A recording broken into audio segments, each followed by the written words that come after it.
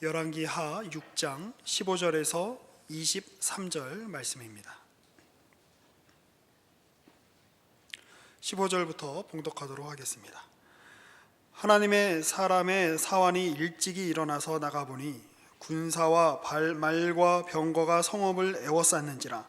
그의 사환이 엘리사에게 말하되 내 주여, 우리가 어찌하리이까 하니 대답하되 두려워하지 말라. 우리와 함께한 자가 그들과 함께한 자보다 많으니라 하고 기도하여 이르되 여호와여, 원하건대 그의 눈을 열어서 보게 하옵소서 하니 여호와께서 그 청년의 눈을 여심해 그가 보니 불말과 불병거가 산에 가득하여 엘리사를 둘렀더라. 아람 사람이 엘리사에게 내려오매 엘리사가 여호와께 기도하여 이르되 원하건대 저 무리의 눈을 어둡게 하옵소서 하매 엘리사의 말대로 그들의 눈을 어둡게 하신지라. 엘리사가 그들에게 이르되 이는 그 길이 아니요 이는 그 성읍도 아니니 나를 따라오라. 내가 너희를 인도하여 너희가 찾는 사람에게로 나아가리라 하고 그들을 인도하여 사마리아에 이르니라. 사마리아에 들어갈 때에 엘리사가 이르되 여호와여, 이 무리의 눈을 열어서 보게 하옵소서 하니 여호와께서 그들의 눈을 여심해 그들이 보니 자기들이 사마리아 가운데 있더라. 이스라엘 왕이 그들을 보고 엘리사에게 이르되 내 아버지여, 내가 치리이까 하니 대답하되 치지 마소서. 칼과 활로 사로잡은 자인들 어찌 치리이까. 떡과 물을 그들 앞에 두어 먹고 마시게 하고 그들의 주인에게로 돌려보내소서 하는지라. 왕이 위하여 음식을 많이 베풀고 그들이 먹고 마심에 놓아보내니 그들이 그들의 주인에게로 돌아가니라. 이로부터 아람의 군사의 부대가 다시는 이스라엘 땅에 들어오지 못하니라. 아멘. 우리가 함께 읽은 이 말씀은 엘리야에게서 이제 선지직을 이양받은 엘리사가 행한 많은 기적들의 그 마지막 부분에 이제 소개가 되고 있는 말씀입니다. 열왕기하 6장까지의 말씀들을 우리가 지금 살펴보면서 엘리사가 선지직을 이양받은 이후에 얼마나 많은 기적들을 이렇게 펼쳐왔는가를 정말 쉬지 않고 이렇게 기록하는 사람이 이렇게 손을 멈출 수가 없어서 야, 이거 봐라, 이런 일도 있고 이런 일도 있었고 그 다음에는 이런 일도 있었고 그 다음에는 이런 일도 있었고 이렇게 쉼 없이 계속 써내려가는 듯한 그런 인상을 받는 구절들이 연속이 됩니다. 2장에서 우리 열왕기하 2장으로 한번 넘어가 보죠. 열왕기하 2장에서 이런 구절을 우리가 먼저 한번 읽어보고 시작을 할까 합니다. 11절부터 한번 보겠습니다. 두 사람이 길을 가며 말하더니, 엘리야와 엘리사죠. 불수레와 불말들이 두 사람을 갈라놓고 엘리야가 회오리 바람으로 하늘로 올라가더라. 엘리사가 보고 소리 지르되 내 아버지여, 내 아버지여, 이스라엘의 병거와 그 마병이여 하더니 다시 보이지 아니하는지라. 이렇게 나와 있습니다. 엘리야와 엘리사가 이제 결별하는 장면이죠. 엘리야는 승천하여 회오리 바람을 타고 하늘로 올라갔고 엘리사는 땅에 남아 있습니다. 그 엘리사의 부르짖음, 내 아버지여, 내 아버지여, 이스라엘의 병거와 그 마병이여 라고 했던 이 표현들 속에서 이스라엘의 병거와 마병이 어떻게 된 것이냐, 그럼 어디 간 것이냐, 엘리야와 함께 없어지고 사라지고 만 것이냐 라는 질문에 대한 대답을 굉장히 뒤늦게 오늘 본문에서 주고 있는 것을 우리가 보게 됩니다. 우리가 보듯이 이 6장의 사건은 앞에 이제 여러 가지 그 연관된 이야기들의 끝에 등장을 하는데요. 우리가 15절부터 봤습니다만 그 앞에 이제 8절부터 이야기가 계속됩니다. 8절에 보시면 그때 아람 왕이 이스라엘과 더불어 싸우며 그의 신복들과 의논하여 이르기를 우리가 아무데 진을 치리라. 이렇게 계획을 세웁니다. 아람과 이스라엘은 오래된 적대국이죠. 국경을 맞대고 있는 접경 지역이고 그리고 언제나 서로가 서로에게 견제의 대상이 되는 그런 나라였습니다. 북이스라엘이 강성해지면 아람, 곧 시리아는 맥을 못 추게 되고 찌그러져 있게 되고 마치 봉신국가와 같이 이렇게 눈치를 보며 살아야 되는 입장이 되고, 반대로 이 시리아가 길을 펴고 나오면 이제 북이스라엘이 쪼그라드는 그런 관계 속에 있는 국가죠. 아람이 어느 날부터 이제 힘이 세지죠. 원래는 다윗과 솔로몬 시대를 거쳐가면서 아람이 힘을 쓰지 못하고 있다가 북이스라엘이 독립하고 북이스라엘의 내정이 이렇게 혼란스러워지면서 아람이 이제 조금 더 이렇게 살맛이 나게 되는 것입니다. 그러다가 이제 이 여호람의 치세에 이르르면 북이스라엘의 영향력이 굉장히 쇠약해져서 이제 주변국들의 눈치를 보면서 살아야 되는 그런 때가 됐는데, 이 아람의 왕이 이렇게 북이스라엘을 우리가 어디를 치자, 그래서 공격해서 우리가 탈취물을 얻고 우리의 살림살이를 좀 낫게 해보자 라고 이제 마음속에 계획을 세우는 겁니다. 그런데 계속되는 말씀들을 이렇게 보시면 이 아람 왕이 우리가 아무데 진을 치자라고 자기들끼리 모인 그 군사 회의에서 타격 지점을 정하고 전쟁을 준비했는데 19절에 가보면 하나님의 사람이 이스라엘 왕에게 보내 이르되 왕은 삼가 아무 곳으로 지나가지 마소서, 아람 사람이 그곳으로 나오나이다, 이렇게 말을 해주는 겁니다. 아람 군사 회의에서 결정한 것을 하나님의 사람은 엘리사라고 우리가 잘 알고 있는 그 엘리사가 왕에게 사람을 보내서 이쪽은 왕이 지나가면 안 되는 곳입니다. 왜냐하면 그쪽으로 아람 사람들이 나오기 때문입니다 라는 말은 뭐겠어요? 그쪽으로 아람 사람이 공격할 거니까 그쪽을 잘 방비하십시오. 왕이 함부로 행차해서 이스라엘의 주권자가 목숨을 잃는 일이 없게 하십시오, 이런 이야기겠죠. 그래서 그 말씀, 그 하나님의 사람의 말을 듣고 번번이 자기들끼리의 군사회의에서 공격하기로 한 타격 지점을 가보면 방비가 돼 있고, 여기는 준비가 안 돼 있을 거야 라고 생각했었던 데가 이미 준비가 돼 있고, 그러기를 수차례 하니까 10절에 보면 이스라엘 왕이 하나님의 사람이 자기에게 말하여 경계한 곳으로 사람을 보내 방비하기가 한두 번이 아닌지라. 이러므로 아람 왕의 마음이 불안하여 그 신복들을 불러 이르되 우리 중에 누가 이스라엘 왕과 내통하는 것을 내게 말하지 아니하느냐. 이렇게 너희 중에 누가 내통하고 있지? 이스라엘 왕과 짬짬이 하고 있지? 이렇게 하는 지경에까지 이르릅니다. 사실 내통하는 자가 있어서가 아니라 하나님의 사람이 그 모든 것들을, 그 모든 계획들을 알고 미리 방비하게 하는 것이죠. 그것을 이 아람 군대의 그 군사회의 속에서도 알아서 말해주는 사람이 있었습니다. 12절에 그 신복 중에 한 사람이 이르되 우리 주 왕이여 아니로소이다. 오직 이스라엘 선지자 엘리사가 왕이 침실에서 하신 말씀을 이스라엘의 왕에게 고하나이다 하는지라. 침실에서 하는 말이란 가장 내밀하게 하는 말이란 뜻입니다. 당신이 아무리 숨기고 아무리 조심해서 아무도 들을 수 없는 곳에서 말한다 할지라도 하나님의 사람이 듣고 그것을 이스라엘 왕에게 알려주는 것입니다 라고 말합니다. 그래서 어떻게 하느냐, 이 아람 왕이 그렇다면 타격 지점을 바꾸자, 이 문제의 근원을 알았으니 그 근원을 해결하자 해서 하나님의 사람이 어디 있는지 너희 가서 잘 살펴보고 와라 라고 사람을 보냅니다. 그랬더니 보낸 사람이 와서 이르기를 그가 도단이라는 이스라엘의 한 성읍에 있다는 사실을 알아내고 그 도단의 화력을 집중해서 그 하나님의 사람을 사로잡든가 죽이든가 하여 우리의 그 군사 기밀이 누출되는 것을 막고 또 궁극적으로는 이스라엘과의 전쟁을 승리로 이끌자라는 결단을 내리고 이제 도단을 침략해서 그 도단을 에워싸는 것입니다. 성 전체를 둘러쌀 만큼 굉장한 규모의 군대가 파견이 되었었던 것 같고, 그것은 아무도 모르는 밤중에 은밀하게 행해진 작전이었던 것 같습니다. 14절에 왕이 이에 말과 병거와 많은 군사를 보내매 그들이 밤에 가서 그 성읍을 에워쌌더라. 완전히 포위한 상태가 되었습니다. 그리고 15절에 이제 우리가 읽은 본문이죠. 여기서부터는 하나님의 사람의 사환이 아침에 일찍 일어나서 이제 자기의 그 수종드는 엘리사를 섬기기 위하여 여러 가지 이것저것 준비할 게 많지 않습니까?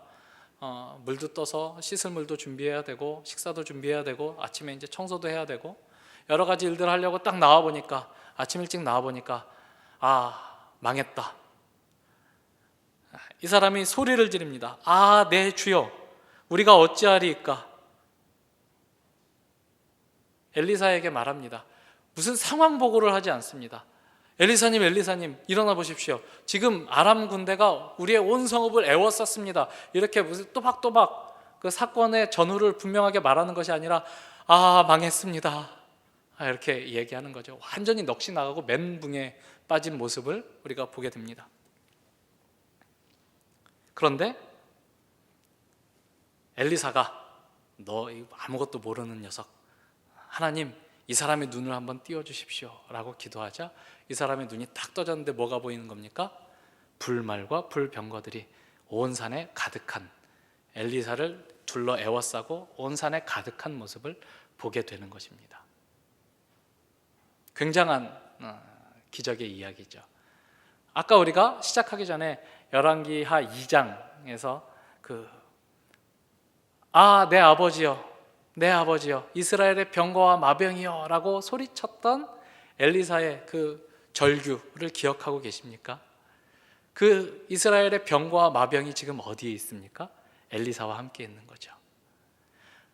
이스라엘의 병거와 마병이 회오리 바람과 함께 엘리야의 존재가 사라짐과 함께 사라져버리고 만 것이 아니라 엘리사에게 여전히 함께하고 있다는 사실을 지금 이제 열왕기하 6장까지 이어지는 이야기들 속에서 이렇게 언뜻 엘리야와 함께 하셨던 하나님이 엘리사와도 함께 하시구나라고 우리가 느낄 수 있는 많은 에피소드들을 소개하고 있지만 결국 이 6장 그 최악의 위기 상황에서 그것도 엘리사가 아닌 엘리사의 사환의 눈으로 우리에게 보여주고 있는 것입니다.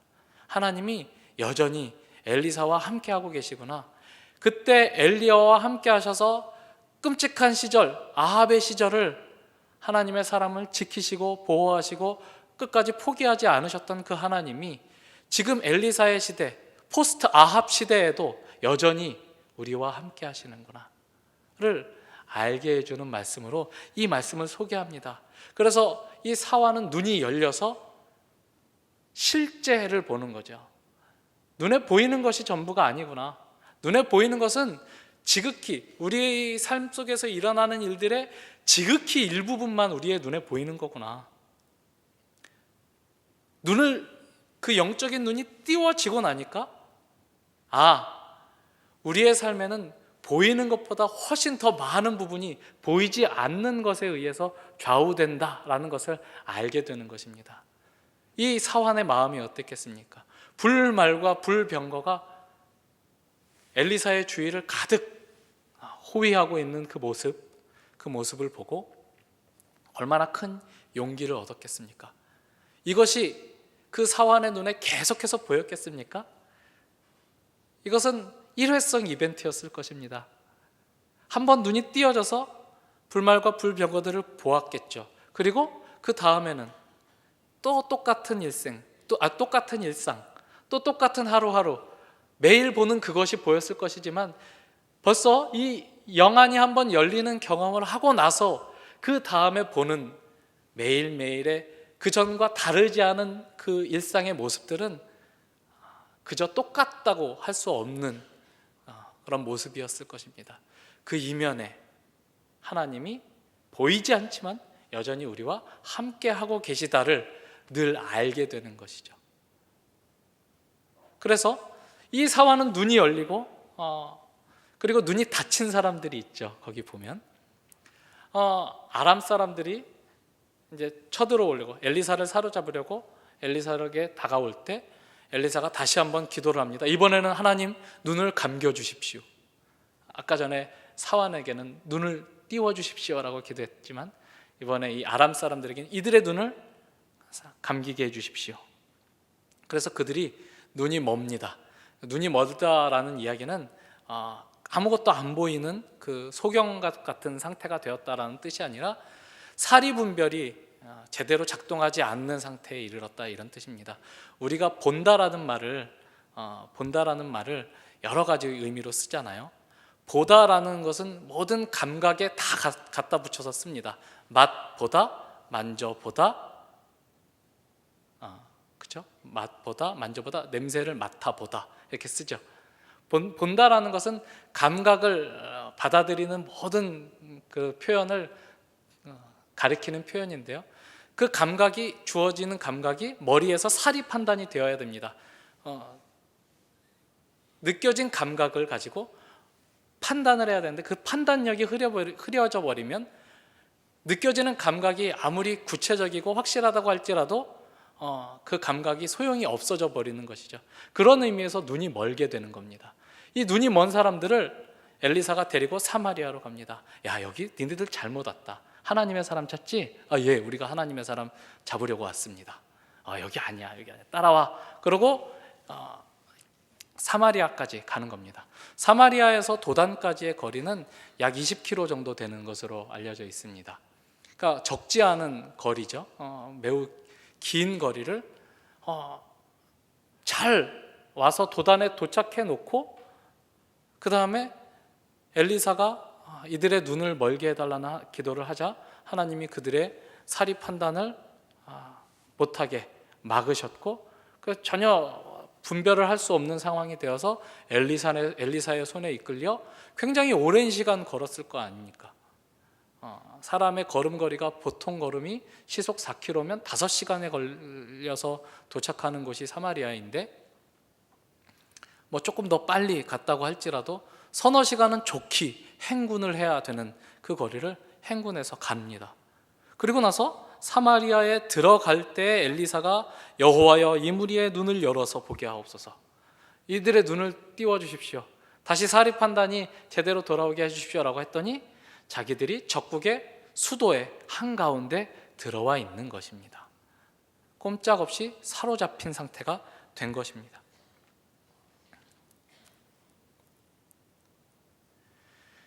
이스라엘 왕은 엘리사가 사로잡아온 아람의 군대를 보고 막 마음이 조급합니다. 죽일까요? 이렇게 여러 번, 2번이나 내가 치리까 말합니다. 이것은 굉장히 다급한 표현을 의미합니다. 치고 싶어 안달이 난 그런 모습. 공짜로 얻었잖아요. 적의 주력 부대, 그 기동력과 화력을 갖춘 적의 그 주력 부대를 한순간에 사로잡았으니까 확 없애버릴까요? 없애고 싶은 마음이 간절해서. 그러나 엘리사가 그렇게 하지 말고 우리가 전장에서 칼과 활로 사로잡은 포로라도 데려와서 죽이는 법은 없습니다. 당신이 그렇게 잡은 포로가 아닌데 어떻게 그렇게 하겠습니까? 많이 잘 대접해서 먹이시고 마시게 하고 그리고 그들의 주인에게 돌려보내십시오 라고 조언을 하고 그 조언을 이스라엘 왕이 받아들여서 이제 그들을 잘 먹여서 돌려보냅니다. 그렇게 해서 돌아간 그 군대가 그 다음에 이스라엘을 또 다시 쳐들어올 수 있었을까요? 당분간 그들이 다시는 아람 군사의 부대가 다시는 이스라엘 땅에 들어오지 못하니라 이렇게 되어 있습니다. 아마 그때 이스라엘 쪽으로 파견되었던 군사들은 다시 이스라엘 땅에 들어오기를 굉장히 무서워하게 되었을 것 같습니다. 왜냐하면 너무나 큰 경험을 했잖아요. 잘 준비해서 계획적으로 잘 짜여진 각본대로 전쟁을 수행하고 있었는데 하나님의 사람의 눈을 닫혀 주십시오. 그리고 눈을 열어 주십시오. 그 두 마디에 완전히 포로 상황이 된 그런 경험들을 하고 나서는 이들의 마음이 녹아내린 것이죠. 그렇지만 여러분들 그 다음에 24절을 보시면 이렇게 말씀이 이어집니다. 이후에 아람 왕 베나닷이 그의 온 군대를 모아 올라와서 사마리아를 에워쌌다. 네, 문제가 해결된 것 같았는데 이제는 아람 때문에 속 썩을 일이 없을 줄 알았는데 완전히 문제가 해결되지 않았다 하는 것들을 우리가 보게 됩니다.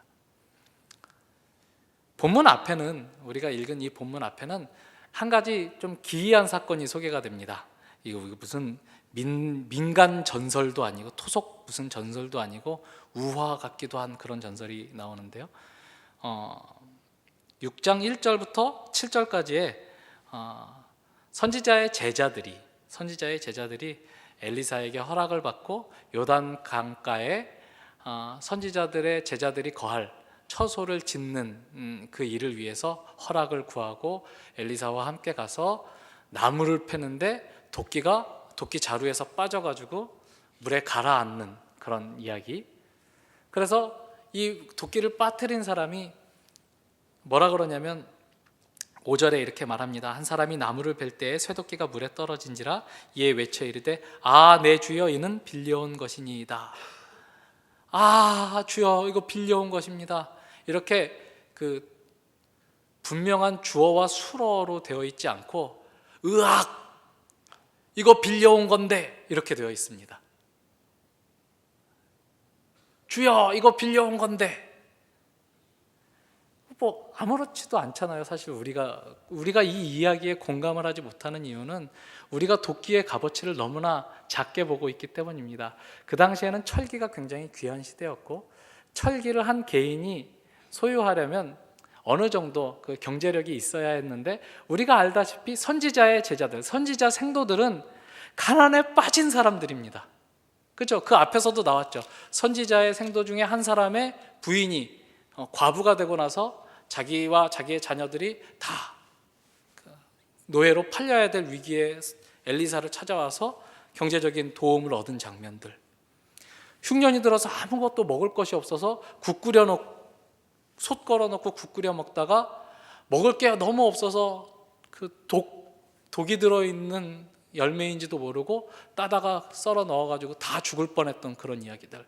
다 어떤 그 상황들을 내포하고 있냐면 경제적인 궁핍이 기본적으로 이 선지자들의 생도 이야기에는 전제로 깔려 있는 겁니다. 왜 그랬을까요? 그 당시는 여호와를 믿는 신앙이 대접받지 못하던 시대였거든요.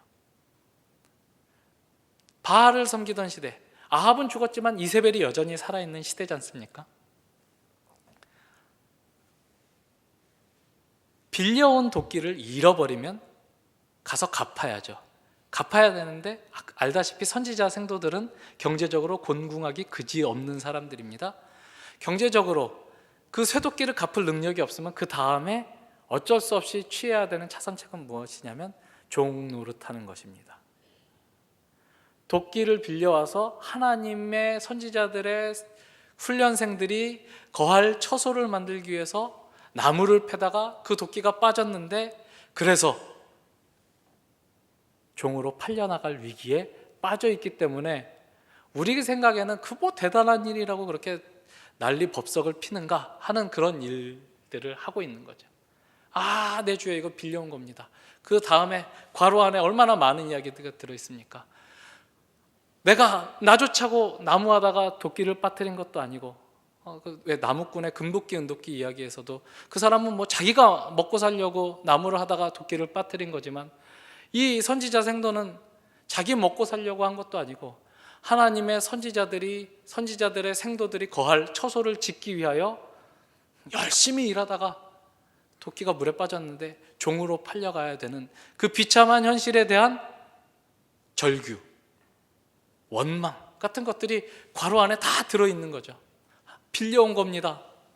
책임져 주십시오. 그때 무슨 기적이 일어나냐면 하나님의 사람이 이르되 어디 빠졌느냐 6절에 그곳을 보이는지라 엘리사가 나뭇가지를 베어 물에 던져 쇠도끼를 떠오르게 하고 이르되 너는 그것을 집으라 하니 그 사람이 손을 내밀어 그것을 집으니라. 재밌죠?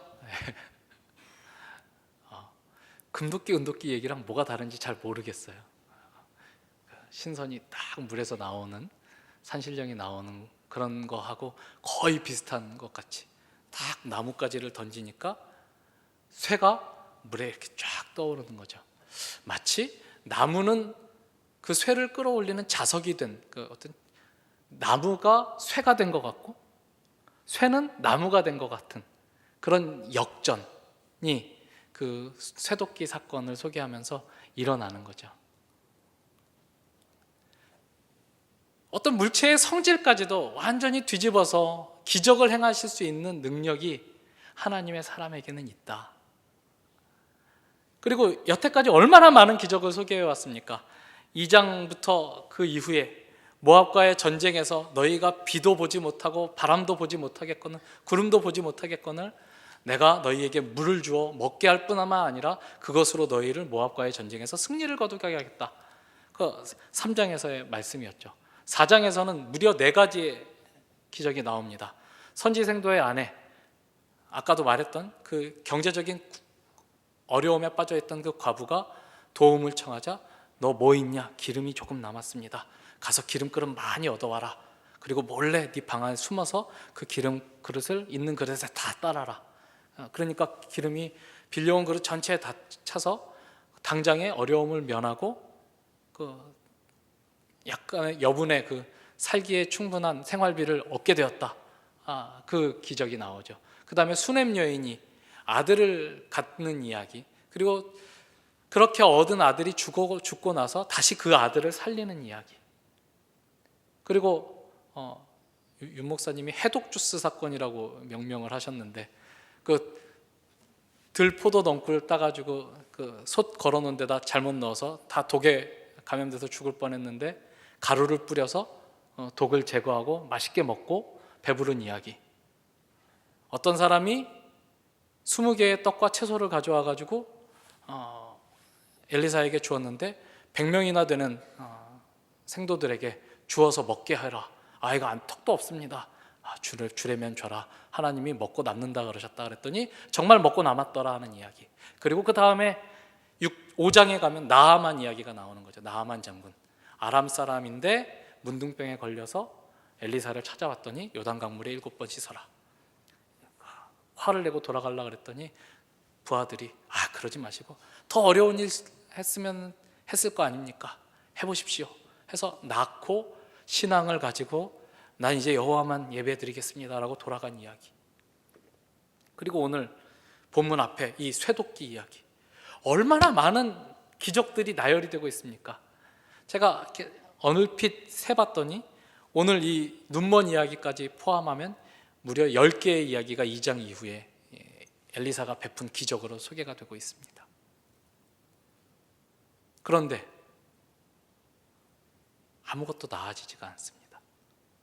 그죠?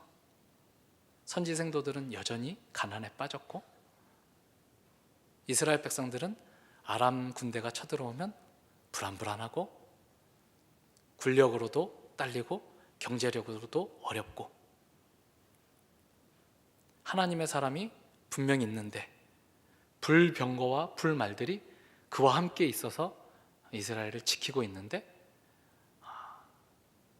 이스라엘 백성들이 처해 있는 상황, 또 그들이 맡고 있는 현실이 근본적으로 개선되는 일은 일어나지 않고 있는 것을 우리가 보게 됩니다. 이 사람은 쇠도끼를 빠뜨리고 빌려온 겁니다.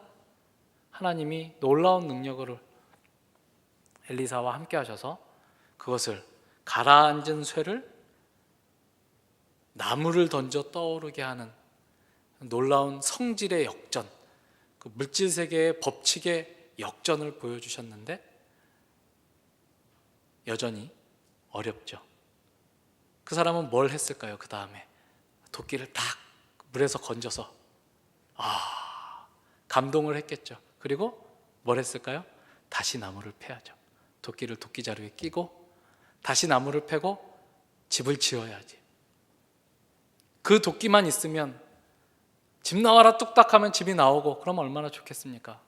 굉장히 하나님의 능력이 강하게 역사된 도끼였는데 그런 일은 일어나지 않습니다. 아람군이 쳐들어와서 한번 잘 쳐들어온 그들을 잘 요리해서 하나님의 능력으로 겁을 주어서 호의를 베풀어서 돌려보냈는데 다시 또 쳐들어오는 겁니다. 아람은 여전히 아람이고 이스라엘은 여전히 이스라엘이고 건져낸 쇠도끼는 여전히 또 쇠도끼고 건진 사람은 그것으로 나무를 패야 하는 달라지지 않은 일상, 여전한 일상이 이 이스라엘 백성들에게 펼쳐져 있는 것입니다. 저는 이 기적들을 소개하는 내용들을 쭉 읽으면서 그런 생각을 했습니다. 이만큼의 능력이 있는 사람이라면 이스라엘이 바뀌어야 되지 않는가? 이런 능력을 가지고 있는 사람이라면 이스라엘뿐 아니라 이스라엘을 둘러싸고 있는 주변의 모든 세계들을 바꾸고도 남음이 있지 않은가? 우리는 오늘 능력을 구합니다. 하나님 내게 능력을 주십시오. 능력을 가지고 이 세상을 변화시켜 보겠습니다. 이런 구호들이 난무하는 시대에 살고 있습니다만 나아지는 것은 아무것도 없는 것 같습니다. 오히려 한국에서 기독교는 날이 갈수록 힘을 잃는 것처럼 보입니다. 이런 상황 속에서 우리에게 하나님이 요구하는 것은 무엇일까요? 하나님은 우리의 환경을 개선해 주시기 위해서 일하시는 분이 아닙니다. 하나님은 우리의 마음을 얻고 싶어 하십니다. 우리가 우리의 온 마음으로 하나님을 사랑하기를 원하십니다. 이스라엘에게 계속 요구하시는 바도 그것입니다. 그런데 이스라엘은 자꾸 하나님을 수단으로 갖고 싶은 것입니다. 능력으로 갖고 싶은 겁니다. 그래서 자기가 원하는 것을 한번 해보고자. 이것이 우리에게도 큰 시험입니다. 하나님은 분명 능력의 하나님입니다. 하나님은 분명 오늘도 살아계셔서 역사하시는 하나님이십니다. 그런데 그 하나님은 우리의 환경을 개선하는 일에는 별 관심이 없다는 것을 우리가 받아들여야 합니다.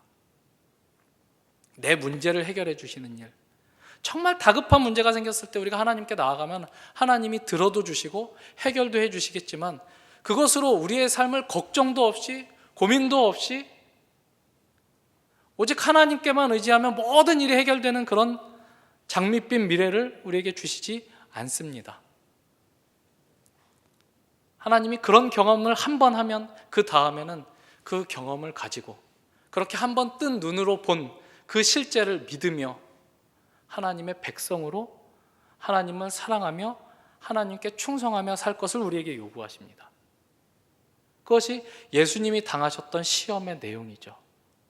여러분, 예수께서 성육신 하셔서 이 땅에 내려오셔서 30년간이나 보이지 않는 곳에서 인정받지 못한 곳에서 살아오시다가 공생애를 시작하시면서 세례를 받으시고 공생애를 시작하시면서 광야로 가서 40일 동안 하나님 앞에 금식하며 기도하시죠. 그리고 가장 처음에 만난 시험이 무엇이었습니까? 배가 고프니까 너 하나님의 아들이거든 이 돌들을 명하여 떡덩이가 되게 하라. 너 하나님의 아들로서 능력이 있지 않느냐? 그 능력을 사용하여 너의 필요를 채워라. 너에겐 능력이 있다. 그 능력을 발휘해봐라. 능력으로 네가 메시아라는 사실을 증명해보아라. 예수님이 뭐라 그랬습니까? 떡으로 사는 것 아니다. 나 여호와의 입에서 나오는 말씀으로 산다. 오늘 줄일지라도 나 여호와의 말씀으로 살지 떡으로 사는 사람 아니다 라고 답하십니다. 그 다음에는 성전에서 뛰어내려라. 하나님이 천사를 보내서 너의 발이 땅에 부딪히지 않게 하실 것이다. 네가 하나님의 아들이라는 것, 메시아라는 것을 한번 증명해봐라. 하나님은 시험에서는 안 된다. 하나님은 믿음의 대상이지 시험의 대상이 아니다 라고 답하죠. 마지막으로 산 꼭대기로 데리고 올라가서 천하만국과 모든 나라의 영광들을 보여줍니다. 부와 권세와 모든 영광. 네가 메시아라면, 하나님의 아들이라면 권력과 권세를 가지고 그 일을 해보면 되지 않겠느냐? 아니, 권력과 권세를 가져서 그 일을 하는 것이 아니라 다만 하나님을 경배하고 하나님께 예배하는 자로 그 일을 하겠다. 예배의 대상을 바꾸면서 힘을 쫓지 않겠다. 그것으로 하나님의 아들 역할을 하지 않겠다라고 예수님이 답하셨던 그 답을 쫓아 우리도 살 것을 요구하십니다. 그리고 나서 사탄이 떠났습니다. 어떤 일이 벌어졌습니까? 예수님이 모든 시험을 다 통과했으니까 하나님이 예수 그리스도 너 정말 내 아들이구나. 그래서 바로 메시아를 삼아 주셨습니까? 아니요. 3년 동안의 공생애를 하셨고 마치셨고 아무도 이해하지 못하는 길, 아무도 알아주지 않는 길, 누구나 부끄러워하고 수치스러워하고 저주스러워하는 그 길을 걸어가서 십자가에 못 박혀 죽으셨습니다. 그게 예수님께서 걸어가신 길이죠. 그 길을 걸어가는 동안 예수님의 관심은 오직 하나, 하나님이 지금 나에게 무엇을 원하시는가? 이 상황에서 하나님이 나에게 원하시는 바가 무엇이냐? 하나님의 뜻을 행하는 것, 내 아버지의 뜻을 행하는 것, 내 아버지께서 주신 말씀만 하는 것이 예수께서 쫓으셨던 삶의 자리였습니다. 상황을 바꿔달라고 하지 않으셨고 환경을 개선해달라고 그러지 않으셨습니다. 그 비슷한 기도를 하신 적이 딱 한 번 있죠. 감람산에서 겟셋마네 기도. 아버지여, 할만하시거든 이 잔을 내게서 옮겨주십시오. 그러나 아버지 뜻대로 하십시오. 나 아버지 뜻 따르겠습니다. 우리가 거기에서 받는 감동은 무엇이냐면 예수님이 다만 우리와는 전혀 별개인 고통을 모르는, 수치를 모르는 초인이 아니었다는 사실을 거기서 배우지 않습니까? 예수님은 한 인간으로서, 하나의 인간으로서 아버지께서 원하시는 그 길을 끝까지, 하나님이 죽음의 길을 가라 하셔서 죽음의 길을 가는 그 길을 가십니다. 그런데 우리는 하나님을 믿는 우리가, 하나님이 함께 하시는 우리가 그런 식으로 망해갈 수 없다. 이런 환경 속에서는 신앙생활을 할 수 없다라고 느끼는 때가 참 많이 있는 것 같습니다. 말은 그렇게 하지 않지만 우리 속에 분노 같은 것들이 있고 이해되지 않는 것들이 있고 납득되지 않는 것들이 있죠. 시편 136편을 한번 가보겠습니다.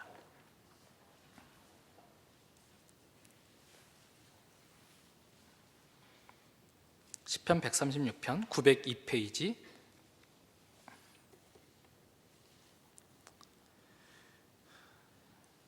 읽어드리겠습니다. 여호와께 감사하라. 그는 선하시며 그 인자하심이 영원하미로다. 신들 중에 뛰어난 하나님께 감사하라. 그 인자하심이 영원하미로다. 주들 중에 뛰어난 주께 감사하라. 그 인자하심이 영원하미로다. 홀로 큰 기이한 일들을 행하시는 이에게 감사하라. 그 인자하심이 영원하미로다. 이 136편의 이 말씀은, 이 고백은, 찬양은 26절까지 계속 무슨 이야기하냐면 창조와 구원에 관한 이야기입니다.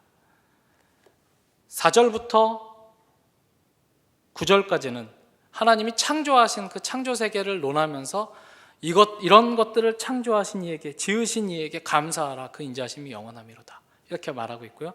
그 다음에 10절 이하로부터는 출애굽기의 그 놀라운 구속의 사역을 회고하면서 이러한 구원으로 우리 민족을 구원해내신 하나님께 감사하라. 그 인자하심이 영원하미로다. 여기서 계속해서 반복되는 구절이 있죠. 그 인자하심이, 하나님께 감사하라. 그 인자하심이 영원하미로다. 하나님께 감사하라. 그 인자하심이라고 표현한 헤세드는 하나님의 성품을 가리키는 단어죠. 하나님의 하나님 되심은 영원하다. 변하지 않는다. 하나님께 감사하라. 우리 하나님은 변함이 없으시다. 이 얘기입니다. 그리고 무슨 사건을 얘기하냐면 창조와 출애굽의 구원 사역을 이야기합니다. 이 시편의 노래는 언제 불려졌냐면 대부분이 바벨론 포로 이후에 불려지는 노래들입니다. 바벨론 포로 이후에 수집되고, 물론 그 전부터 계속해서 불려왔던 노래겠지만 그 이후에 다 수집이 되고 그 다음에 시편이라는 한 책으로 엮여져서 정경 속에 자리하게 된 것은 바벨론 포로 이후의 이야기입니다. 바벨론 포로 이후에 이스라엘의 삶이 얼마나 혹독하고 얼마나 절망적이었습니까? 우리가 지금 열왕기하를 보고 있지만 열왕기하는 그나마 아직 나라라도 있는 상태이죠. 바벨론 포로 이후는 정말 절망적인 상황의 연속입니다. 북이스라엘이 멸망을 당하죠. 아시리아에 의해서 멸망을 당하고, 남아있던 남유다 왕국도 신바빌로니아 제국에 의해서 멸망을 당하고 포로가 되고, 포로로 잡혀간 그 신앙 공동체가 도대체 우리가 왜 어쩌다 이렇게 되었느냐를 고민합니다. 그렇지만 신앙을 차마 놓아버릴 수 없습니다. 그래서 가만히 잘 생각해 봅니다. 왜 이랬을까?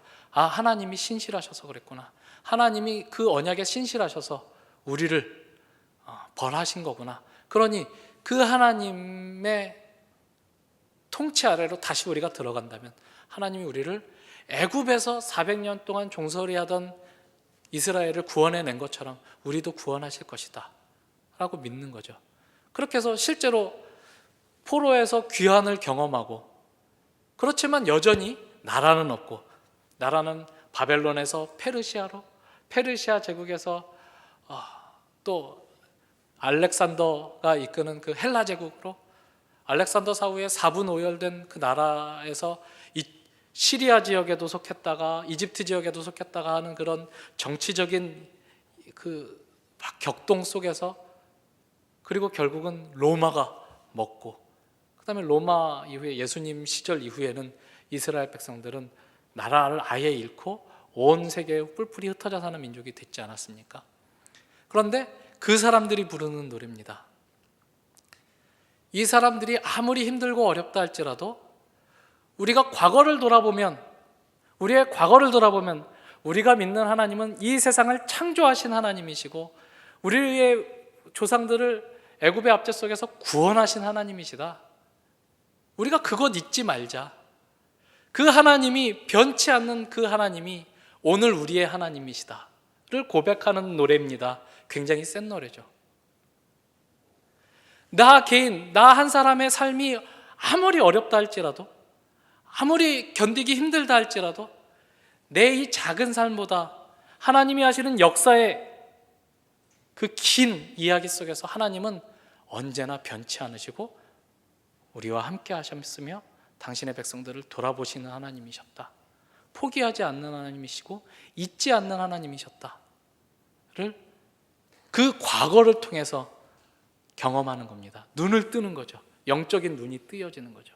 오늘 우리에게도 무슨 특별한 성령의 역사 이런 것들 추구하는 데가 참 많이 있습니다만, 무슨 특별한 어떤 체험을 통해서 영안이 열리고, 그래서 하나님의 세계를 눈으로 보고 보이지 않는 것들을 경험하고 그러면 신앙생활 더 잘할 수 있다고 생각하는 사람들이 있을 수 있습니다. 오늘 우리가 읽은 본문들을 보면서도 이 엘리사의 사환이 경험했던 그 경험 나도 좀 한번 해봤으면 신앙생활 잘할 수 있겠다라고 말하지만, 성경의 역사 속에서 성경이 우리에게 펼쳐 보여주는 이야기들은 그런 것들을 뛰어넘어서 우리가 과거에 바벨론 포로에서 귀환한 이스라엘 신앙 공동체가 그들의 과거를 되돌아보면서 했던 그 고백이 얼마나 더 풍부하게 우리에게는 이어져 있습니까?